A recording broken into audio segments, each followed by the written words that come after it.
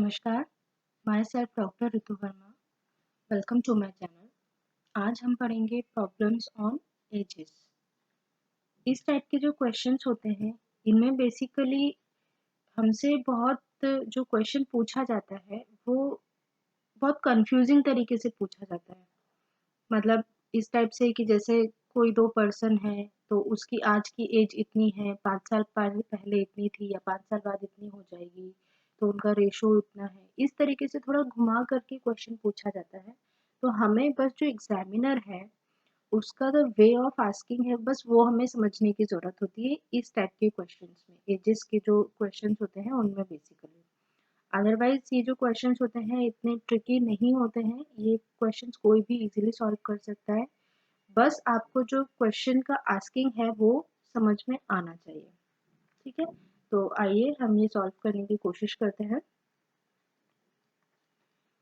So first question हमें दिया हुआ है, the sum of ages of mother and daughter is 50 years. Okay, तो हमें इस क्वेश्चन में मदर एंड डॉटर की एजेस के बारे में बात करी गई है। तो हम जो कहा है वो लिख लेते हैं। लाइक एम मतलब ये मदर की एज है, प्लस डी मतलब ये डॉटर की एज है। तो हमसे कहा है कि इन दोनों के एजेस का सम है वो 50 ईयर्स है। 5 years ago mother age was 7 times the age of daughter। ठीक है, 5 year ago की हम बात कर रहे हैं, तो मतलब जो मदर है और जो डॉटर है उसमें हमें 5 साल पहले पहुंचना है उनकी एज में। तो इसका मतलब हम ये जो एज है इसमें से 5 माइनस कर देंगे एंड डॉटर की एज में से भी 5 माइनस कर देंगे। तो ये जो मदर और डॉटर की करंट एज है उससे जस्ट 5 years पहले की हम बात कर रहे हैं और हम वहां पे पहुंच चुके हैं। ठीक, 5 years ago mother's age was 7 times the age of daughter। तो 5 years ago, ये 5 साल पहले मदर की जो एज थी वो डॉटर की एज से 7 times थी। ठीक है, तो इसमें हम मल्टीप्लाई कर देंगे डॉटर की एज में, बिकॉज डॉटर की एज की 7 times मदर की एज है। नाउ अब हमारे पास ये फर्स्ट इक्वेशन हो गई है। यहाँ से हम इक्वेशन 2 निकाल देते हैं। m minus 5 is equals to 7d minus 35। तो इसे हम इस फॉर्म में लिख लेते हैं। तो m minus 7d is equals to minus 35 plus 5। Okay, तो ये हुआ m minus 7d is equals to minus of 30। तो हमारे पास इक्वेशन 1 है, इक्वेशन 2 है। आप लोगों को ये इक्वेशन सॉल्व करना बहुत इजीली आता है। तो जब आप यहाँ से दोनों इक्वेशन सॉल्व करेंगे तो डॉटर की जो एज आएगी वो आएगी 10 years एंड जो मदर की एज आएगी वो आएगी 40 years। तो जो हमने आंसर ये निकाला है, अब ये जो वैल्यूज है अगर आपको क्रॉस चेक करना है कि हमने आंसर सही निकाला या नहीं निकाला, तो ये जो दोनों वैल्यूज हैं इसमें आप जो हमें क्वेश्चन में कहा गया है वो सारी कंडीशंस रखकर देखिए।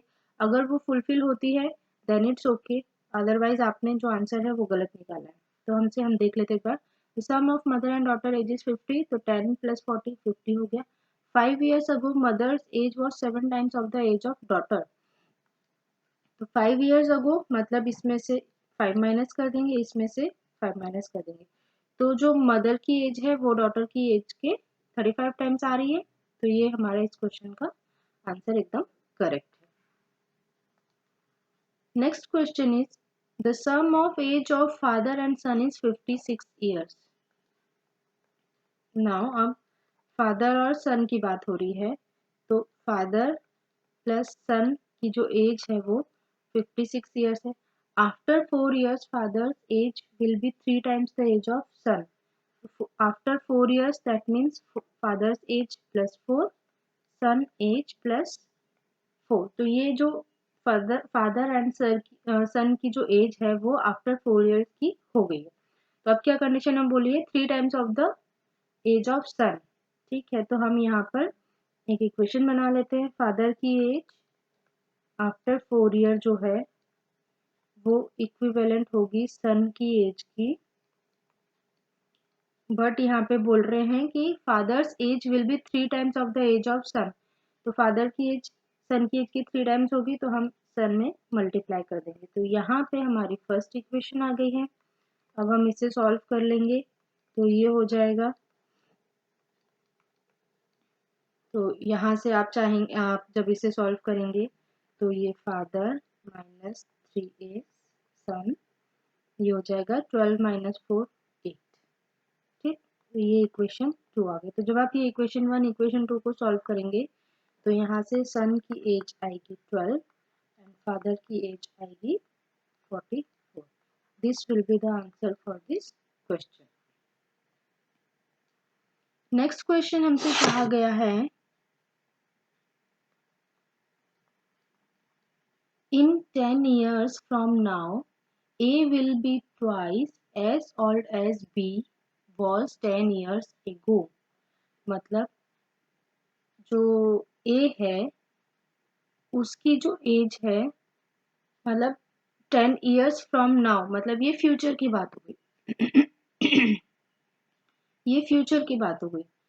And age old age B was 10 years ago, मतलब ये पास्ट टेंस की बात हो रही है। मतलब ये बी की जो बात हो रही है 10 साल पहले की बात हो रही है, और ए की जो बात हो रही है वो 10 साल बाद की बात हो रही है। तो फ्यूचर की बात हो रही है, इसका मतलब ये हो जाएगा a प्लस 10, और जो बी की बात हो रही है वो 10 साल पहले की बात हो रही है, तो b माइनस 10।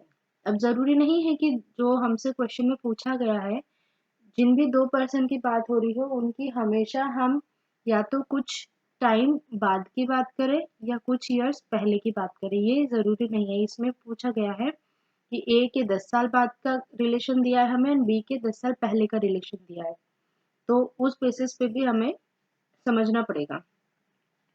फिर से एक बार पढ़ते हैं question. In 10 years from now, A will be twice as old as B was 10 years ago।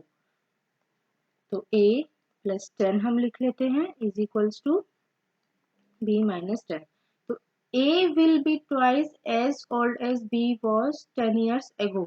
तो 10 years ago जो भी b की एज थी, a ट्वाइस था उसके, तो जब a ट्वाइस था मतलब उसकी डबल एज थी, तो हम b में मल्टीप्लाई 2 कर देंगे। ओके, ठीक है। तो यहाँ से हम एक इक्वेशन बना लेते हैं, a plus 10 is equals to 2b minus of 20। तो ये हो जाएगा a minus 2b is equals to minus of 30। ये इक्वेशन 1 हो गई। नाउ अब इक्वेशन 2 है, if a is 9 year older than b। मतलब जो a की एज है वो b की एज से 9 ईयर ओल्डर है। ओल्डर है मतलब उसमें b की एज में 9 प्लस हो जाएगा। तो हम एक अलग इक्वेशन ले लेते हैं, a is equals to b plus 9, because जो b की एज से 9 ईयर ओल्डर हमें बताया गया है। तो ये हो गई इक्वेशन 2। ठीक, तो ये इक्वेशन 2 हो गई। नाउ अब a की वैल्यू हमें पता है, तो हम सिंपली a की वैल्यू यहाँ रख देते हैं। तो ये हुआ b plus 9 minus of 2b is equals to minus of 30। ठीक है, तो अब हम इसे सॉल्व कर लेते हैं। तो ये minus b is equals to minus of 30 minus of 9। तो minus b is equals to minus of 39। तो b की एज हमारे पास आ गई 39 ईयर्स। ठीक है, जब b की एज हमारे पास आ गई है तो हम a की एज पता कर सकते हैं। तो इस इक्वेशन से इक्वेशन टू से आता है a is equals to 39 plus 9 is equals to 48। तो b की एज आई है 39 और a की एज आई है 48 years। So this will be the answer for this question. Next question is, 5 years ago the age of A was 1/3 the age of B। मतलब अब हमें फिर से ए बी की बात हो रही है, 2 पर्सन है ए और बी, बट यहाँ पे 5 years ago की बात हो रही है। ओके, तो ago मतलब 5 साल पहले, B 5 साल पहले। तो 5 years ago, A minus 5 is equals to B minus 5. A was 1/3 the age of B. तो हम B में 1/3 का मल्टीप्लाई कर देंगे बिकॉज A 1/3 था B की एज का। ओके, तो ये एक इक्वेशन होती है। तो इसे हम थोड़ा सा सॉल्व कर लेते हैं। तो ये हो जाएगा 3A minus 15 is equals to B minus of 5. 3A minus of B is equals to 10. ये हुई एक equation. Now second equation is how old will be after 5, sorry यहाँ पे कहा गया if A is 17 years old now. तो A की हमें वैल्यू दे दी गई है, A is equals to 17 years। Okay, how old will be after 5 years from now. तो B की 5 साल बाद कितनी एज होगी हमें ये पूछा गया है। तो सबसे पहले हम B पता कर लेते हैं। तो यहाँ पे जब हमें A की वैल्यू पता है तो हम जब यहाँ से A की वैल्यू सारी रख करके B की वैल्यू सॉल्व करेंगे तो B की वैल्यू यहाँ आ जाएगी 41। तो जब यहाँ से आपके पास B की वैल्यू आ जाएगी 41 ईयर्स, तो आफ्टर 5 years वो हो जाएगी B plus 5 is equals to 46 years. So this will be the answer for this question. Next question is Anushka was married 6 years ago from now. ठीक है, okay. Today her age is 1:1/4 times of her age. Okay, ठीक है। At that time of marriage, तो हमसे ये कहा गया है कि अनुष्का की जो शादी हुई है वो 6 साल पहले हुई थी, बट उसकी जो करंट एज है वो उसकी मैरिज के टाइम की दिस मल्टीप्लिकेशन के फॉर्म में थी। तो जो हमसे कहा गया हम वो लिख लेते हैं। करंट एज हम मान लेते हैं अनुष्का की A, तो करंट एज अनुष्का की हो गई A। Today her age is, तो उसकी आज की एज है इतने times of her age at the time of marriage. तो at the time of marriage उसकी एज कितनी हुई A माइनस ऑफ 6। तो इसको हम लिख लेंगे इस फॉर्म में इंटू A माइनस ऑफ 6। ठीक है, तो यहाँ से हम इसको A के फॉर्म में, तो हम इसको यहाँ से सॉल्व करके अनुष्का की करंट एज निकाल लेते हैं। तो ये हो गया 5/4 A माइनस 6। तो यहाँ से जब आप सॉल्व करेंगे तो A की वैल्यू आ जाएगी 30 ईयर्स। अनुष्का की करंट एज हमारे पास आ गई है 30 years. Her son's age is 1/10 times of her age. Okay, how old will be her son after 3 years from now. तो यहाँ से सन की जो एज है वो हमें आफ्टर 3 years पता करनी है। ये हमसे क्वेश्चन में पूछा गया और हमसे कहा गया है, क्या कहा गया है, एक लाइन बीच में कही गई है, हर सन्स एज इज इतने टाइम्स ऑफ हर एज। तो अनुष्का की एज ये है, ओके। और हमसे कहा गया कि okay her son age is इतने टाइम्स ऑफ हर एज। तो सिंपली हम यहाँ से डायरेक्टली सन की एज ही निकाल सकते हैं। तो सन की एज आ जाएगी 1/10 इंटू अनुष्का की एज। तो अनुष्का की एज कितनी हमने सॉल्व करके निकाली है 30 ईयर्स। तो यहाँ से हमारे पास सन की एज आ जाएगी 3 ईयर्स। जब सन की एज हमारे पास 3 ईयर्स आ गई है तो सन की आफ्टर 3 ईयर्स एज हो जाएगी 3 + 3 इज इक्वल्स टू 6 ईयर्स। तो इस क्वेश्चन का आंसर ये आ जाएगा। Now next question is the ratio of the ages of A and B 1 year ago from now was 3:4। 1 year ago की बात हो रही है तो A -1 एंड B -1 हो जाएगा। तो एक साल पहले A -1 B -1, उनका रेशो था 3:4। ओके, तो यहाँ से हम चाहें तो इसे सॉल्व कर लेते हैं थोड़ा सा। ये हो जाएगा 4a minus of 4 is equals to 3b minus of 3।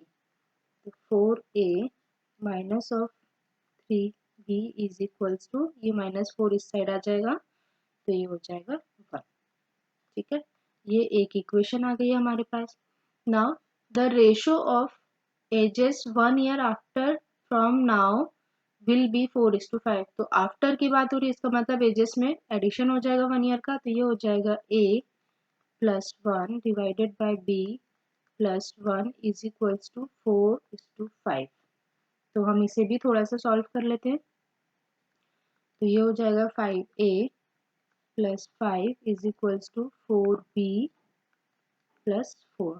तो this will be 5a minus of 4b is equals to, ये माइनस इस तरफ जाएगा तो ये आ जाएगा